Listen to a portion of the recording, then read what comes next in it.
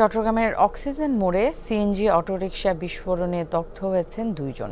বিস্তারিত জানাতে আমাদের সাথে যুক্ত হচ্ছেন সহকর্মী শহীদুল সুমন।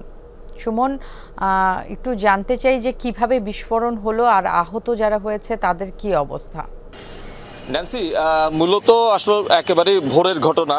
রাউজান থেকে একটি পরিবার তারা কুতুবদিয়া যাচ্ছিলেন সিএনজি যোগে, এবং সেই সিএনজিটি যখন অক্সিজেন আতুরার ডিপো আসে তখন সিএনজি চালক কিন্তু একটি পেট্রোল পাম্পে তিনি আসলে গ্যাস নেওয়ার জন্য ঢুকেন। পরবর্তীতে আসলে সিএনজি চালক যেটি আসলে বলছেন যে একটি মোটরসাইকেলে 3 জন যুবক হেলমেট পরা তারা এসে কিন্তু একটি বোতল সাদৃশ্য কিছু একটা ছুড়ে মারেন সিএনজিতে। তখনই কিন্তু এই বিস্ফোরণ এবং এই আগুন লেগে যায় সিএনজিতে। পরবর্তীতে সেখানে থাকা 2 জনকে, মহিলা বিশেষ করে একজন লাইলা এবং আরেকজনের নাম রয়েছেন, তাদের 2 জনকে আসলে হাসপাতালে নিয়ে আসে যারা সেখানকার স্থানীয়রা রয়েছেন। পরবর্তীতে যে বিষয়টি হাসপাতালে আনার পর লাইলা, যার বয়স 50, তিনি আসলে তার অবস্থা আশঙ্কাজনক হয়। পরবর্তীতে চট্টগ্রাম মেডিকেল কলেজ হাসপাতাল থেকে তাকে কিন্তু উন্নত চিকিৎসার জন্য ঢাকায় প্রেরণ করা হয়েছে। বাকি যে মহিলা রয়েছেন তাকে কিন্তু চিকিৎসা শেষে বাড়ি পাঠিয়ে দেওয়া হয়েছে। এর বাইরে আমরা যতটুকু জানি সিএনজি চালকও তিনি আহত হয়েছেন, এবং এই ঘটনায় এখনো পর্যন্ত আমরা কোনো ধরনের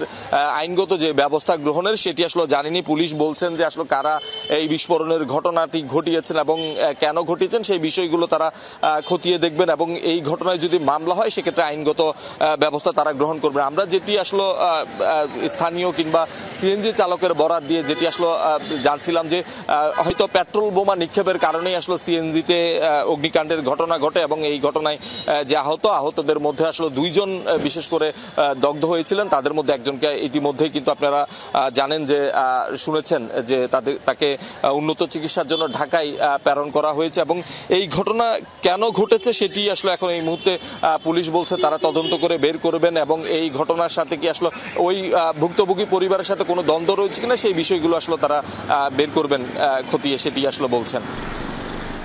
সুমন, আপনাকে ধন্যবাদ।